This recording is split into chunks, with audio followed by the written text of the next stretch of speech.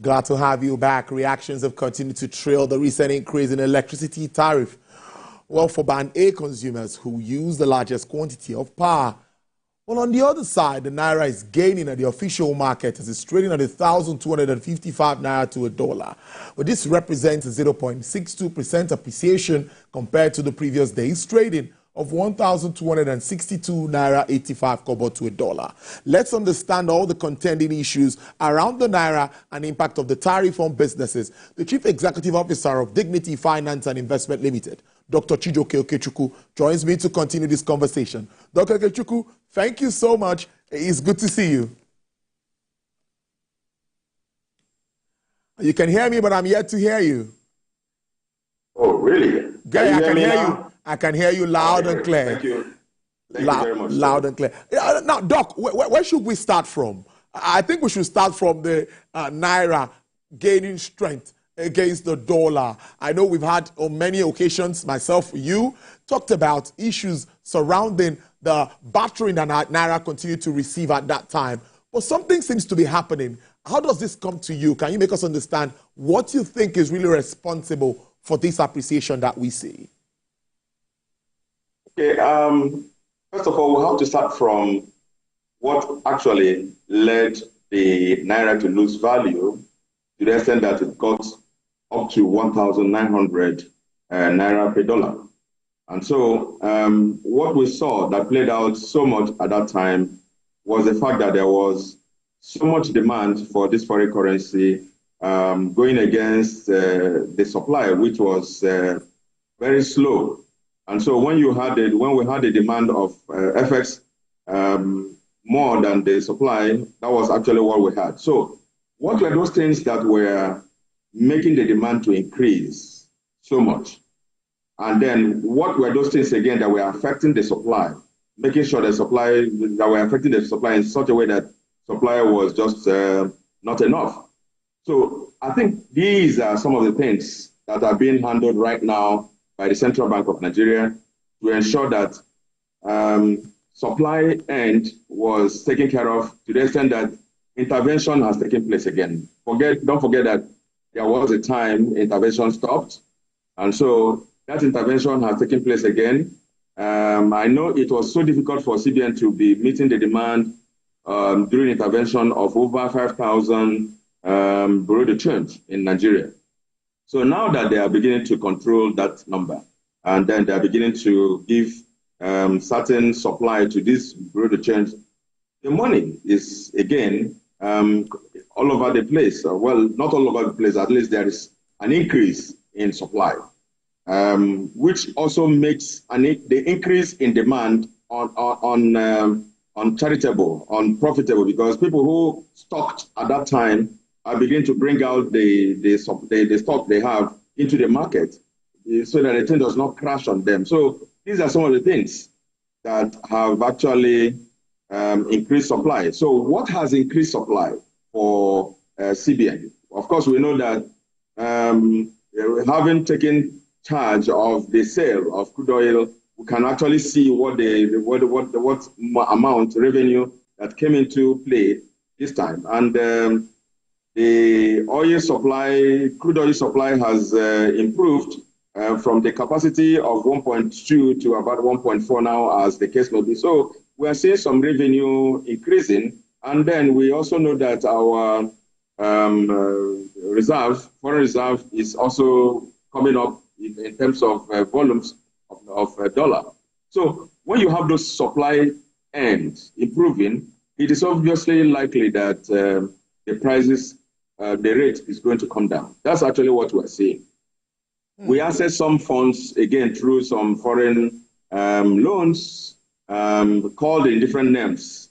But of course, those have also helped in increasing the supply in the market. So I think the major thing that has happened is that there was an intervention by CBN, and that has helped. We want them to continue with it and then continue to checkmate the margin that these bureau of change people are going to add. If they do that, I'm sure we are going to continue reducing the rate. But again, it depends on where the CBN wants the benchmark to be. Because we know that the government, again, can fund more of their local local expenditure when the exchange rate is a little high for them, so that when we get revenue from oil, we can actually change that high amount in Naira and use it to fund part of our budget. So it depends on where the federal government plus the CBN will want the thing to end, and that is where we think we can manage such supply in terms of interventions. Brilliant stuff there. Dr. Kechuku, we're still grappling with fuel subsidy removal. Of course, many analysts conversed for this. And now we see an increase in electricity tariff. That has also generated reactions. While NERC is saying that's the way to go, some Nigerians have still argued that how well are the private investors investing in the power sector? And do you think this in any way affects the privatization process in its entirety? What do you think of this tariff hike? I guess you should be on the band A list. So you should expect a shift in your bill henceforth. First of all, we know that this tariff that has increased in electricity has actually increased the cost of energy and cost of electricity. And so if it has increased it, all the efforts we are making to reduce the inflation rate may have to be inhibited because of what is happening in electricity. Everybody uses electricity.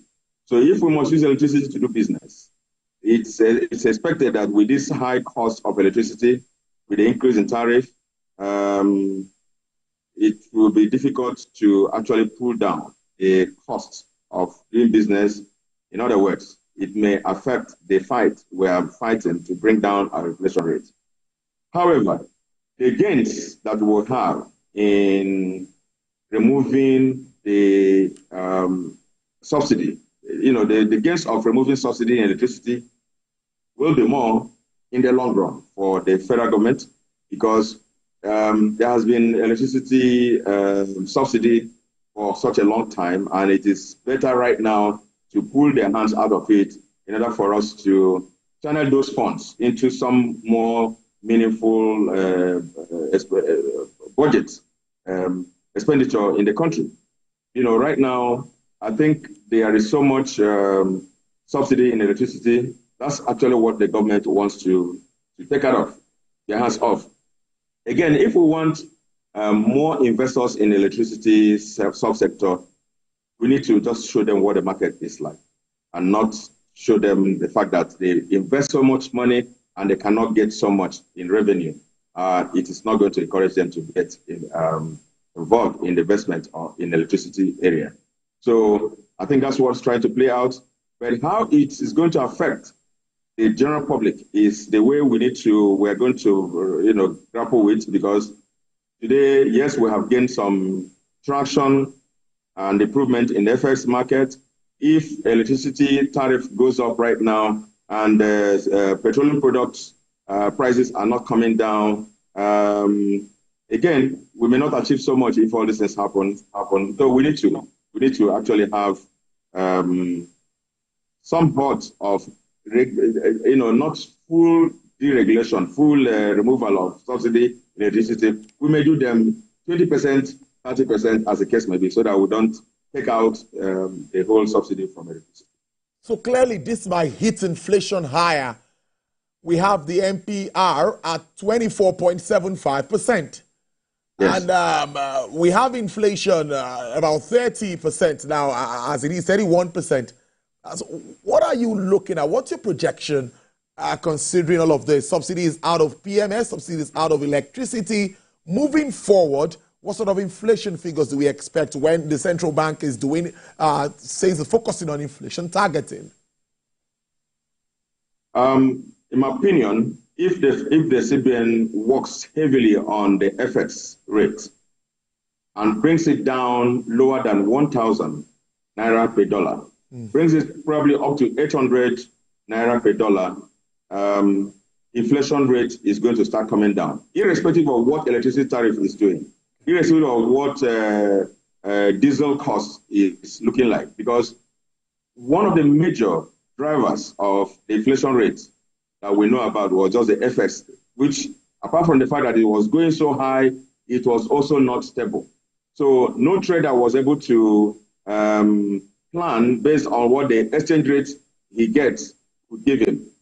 If you cannot plan with the exchange rate, it will be difficult for you to actually do any meaningful business. So the fact that we are beginning to gain some traction in that area, if we can be consistent in bringing down the exchange rate, irrespective of what the diesel or the electricity tariff is talking about, we are still going to have a reduced inflation rate. So what I expect that may happen is that if we work more on FX rates, we may be able to either remain where we are on the inflation rate or probably drop marginally.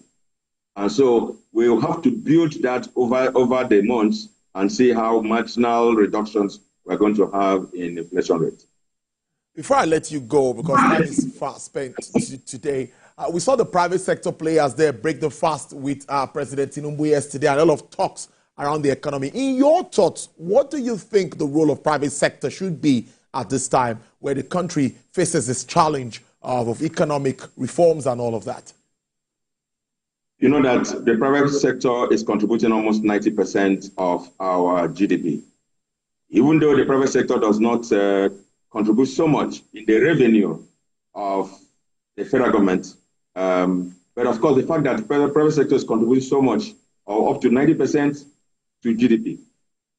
Now, what that tells you is that the private sector remains the driver of our economy and every economy in the world.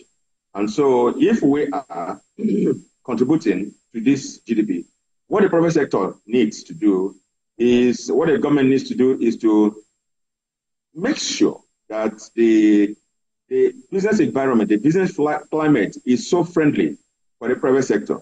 Because today, one of the toughest places to do business is in this country, because there are too many things. You know, if we start talking about doing business again, we'll come back to that, which recurs all the time. The multiple taxes that they will always bring to us, and all the taxes that people will continue to look at that are not regulated. So what we need to do as a government is just to make sure that we make every private sector person smile, be happy doing business in Nigeria. Once we do that, you see that the private sector is going to drive the economy in terms of creating more employment, in terms of payment of taxes, because the more they do well, the more they pay taxes. And then we just need to increase the tax net, which we said we are still not getting enough. You know, when I say we're not getting enough in taxes, you know, there are a lot of skit makers. Skits, you know, all these things we see in the TV and our phones. All those guys are making their billions of Naira, and some of them in dollars. Nothing is coming to the coffers of government in terms of taxes. And a lot of roles that they play in making all these their videos. You get monies from many of the you know, many of those online money making machines. They're not paying taxes, and even if they're not paying commensurate taxes, commensurate to the kind of income they make. That's a major area to look at to see the kind of monies these people are making. You know, and bring them in. So we need that technology to actually involve everybody that is receiving income from anywhere, whether through Instagram or through TikTok or through anywhere. They must bring those monies in, because those are incomes that are coming. And to also know that those kind of incomes are still not recorded in our GDP calculation. They're not recorded. So if we can bring in all those kind of revenues, all those kind of monies into GDP calculation, you see that our GDP is likely to be more than what we claim today to be our GDP. So those are the things I have to leave you with, so that we can generate more income for the country. I like that. You're supposed to charge for consultancy. You just gave an info. I must thank you so much, Dr. Ikechukwu, there live for us from Abuja. Is the MD CEO, Dignity Finance and Investment Limited. Enjoy your weekend. Thank you very much, and you too. Well, before we wrap up, let's look at the market figures.